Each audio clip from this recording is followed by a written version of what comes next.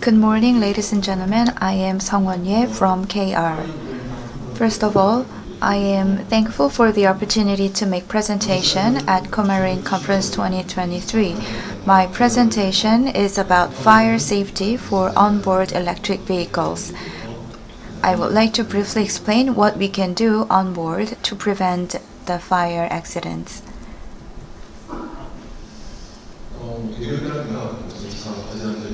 First of all, I will briefly explain about the background, about the problems of possible fire of electric vehicles on board the ship, and I will explain about the applicable IMO regulations, and I will explain about the activities and practices we can implement for fire safety on board the ship. First of all, background information. Electric vehicles are increasing these days. In order to achieve zero carbon initiatives, there are transitions going on in the maritime sector, and the same goes true for electric vehicles sector. The demand and penetration of electric vehicles have constantly increased, and for the future, the extent of increase of electric vehicles will further grow for the future. And the electric vehicles, once they are produced, will have to be transported through ships. Many people say that once you get fire on electric vehicles, you cannot suppress the fire. It takes a huge amount of time to suppress fire of electric vehicles. And PCTCs are carrying thousands of electric vehicles, and if any fire takes place on board PCTC, then a huge problem will be created. Then let us have a look at the safety and the level of risks of fire of electric vehicles. You might have heard a lot from the news and media about the accidents of fire of electric vehicles. But if you compare electric vehicles with other gasoline or diesel vehicles, the probability of fire of electric vehicles is lower compared to that of other conventional vehicles. And when you carry this on PCTC, fire of electric vehicles could take place when the electric vehicles are being charged, or in the process of sudden acceleration or deceleration of electric vehicles, the probability of accident increases. But on PCTC, electric vehicles are fixed in a location, so the possibility of fire is very low. However, still, once the electric vehicles get the fire, then it cannot be easily suppressed, so the risk still exists. And because of the thermal runaway phenomena, if the fire takes place in electric vehicles, the fire will get more severe because of the thermal runaway phenomenon. So many people perceive that electric vehicles have a high risk of fire. And even if you initially suppress the fire of electric vehicles, the fire is likely to be reignited.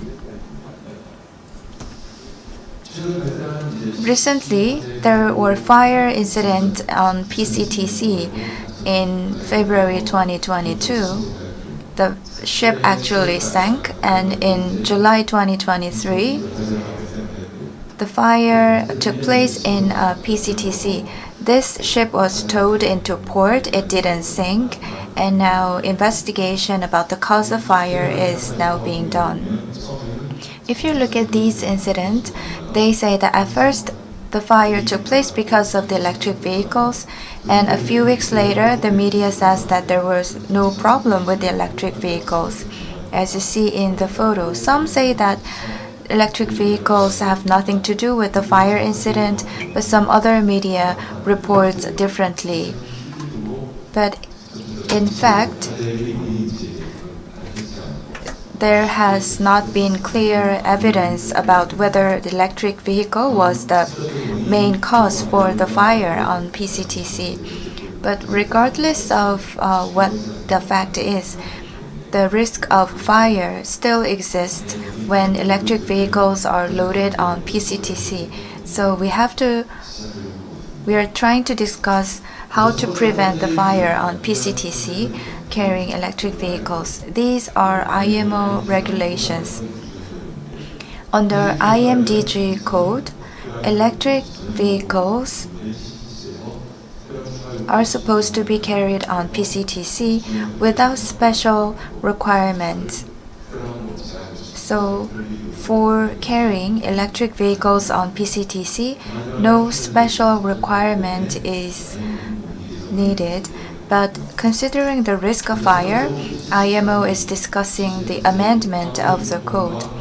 First of all, under CCC 8 and 9, discussions are going on regarding the risk of fire of electric vehicles. For example, what kind of measures need to be taken to prevent fire when electric vehicles are carried on PCTC. SOC, the state of charge, is also one of the elements being discussed. They say that the state of charge of the battery should be limited. And the 10th CCC meeting will be held next year, and discussions will continue regarding these topics. Next, what kind of measures and equipment are needed to be established on the vessels to prevent fire? This is also one of the agenda for SSE meeting that will be held next year. And maybe it will be held from March next year.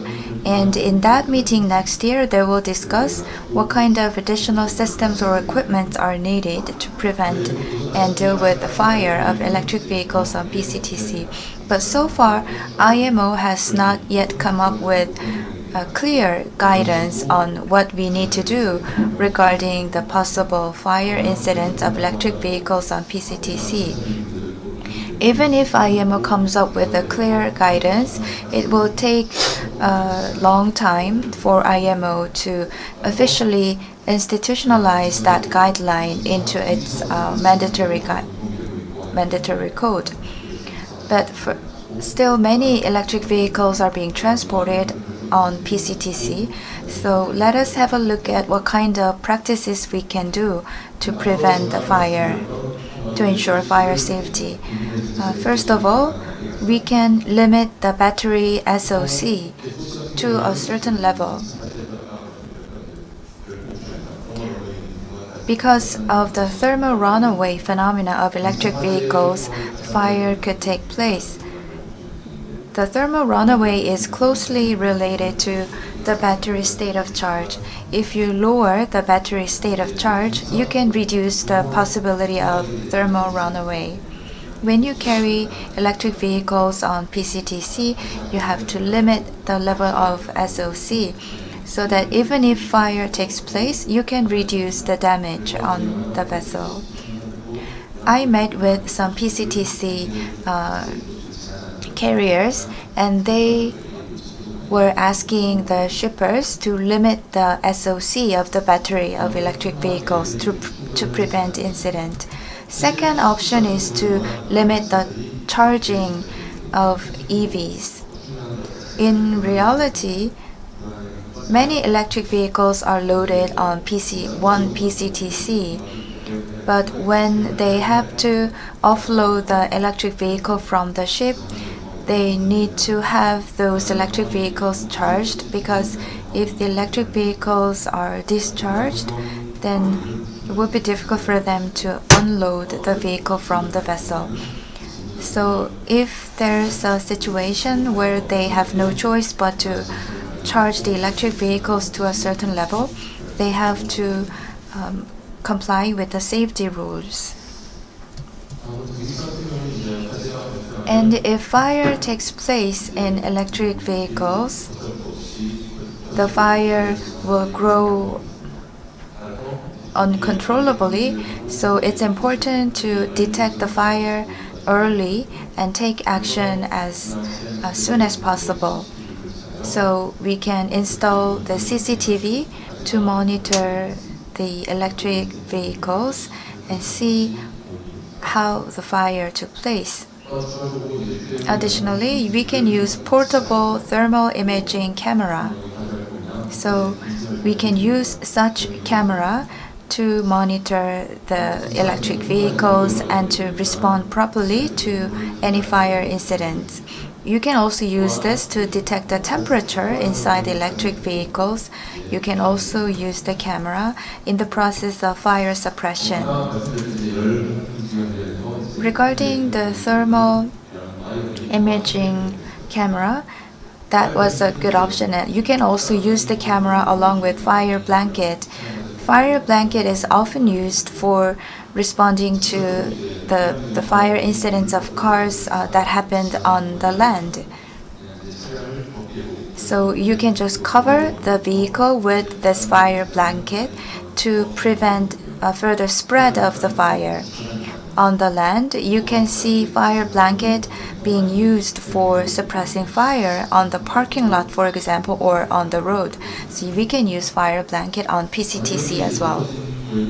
But after the vehicle is covered with fire blanket, you have to check if the fire was properly suppressed, but that's difficult. And if you open the fire blanket when the fire was not fully suppressed, then fire could rather grow further. So you have to use the portable thermal imaging camera along with fire blanket. So after covering the vehicle with the fire blanket, you have to check the temperature inside the car. Next option is to spray water, which is one of the most common methods. In the case of the vessels, there would be many fire extinguishers on board on PCTC. So you can use the fire extinguisher and spray water to suppress the fire. But there's a difference with from the land. If you spray water on the land, the water will naturally disappear. But if you spray water on the ship, if the water is not properly discharged outside the ship, then it could affect the stability of the ship. If the water sprayed to the vehicle is not discharged but accumulate on the surface of the vessel, then if it is accumulated on the surface and if it causes sloshing, then stability of the ship could be lost. In that case, the ship is likely to sink, for example. So if you have to continuously spray a large volume of water, you have to make sure that the water is properly discharged over the ship or outside the ship. Next, there are various equipment that we can use. The firefighting equipment or tools are not difficult to use. But electric vehicles have different characteristics from general vehicles in terms of the characteristics of the fire. If fire takes place, it will generate a lot of toxic or hazardous gas. So we have to ensure safety of the crew. They have to fight the fire in a safe manner. So we have to make sure that the seafarers or crew are well aware of what they need to do when they respond to the fire incident. They should receive trainings and they have to conduct drills.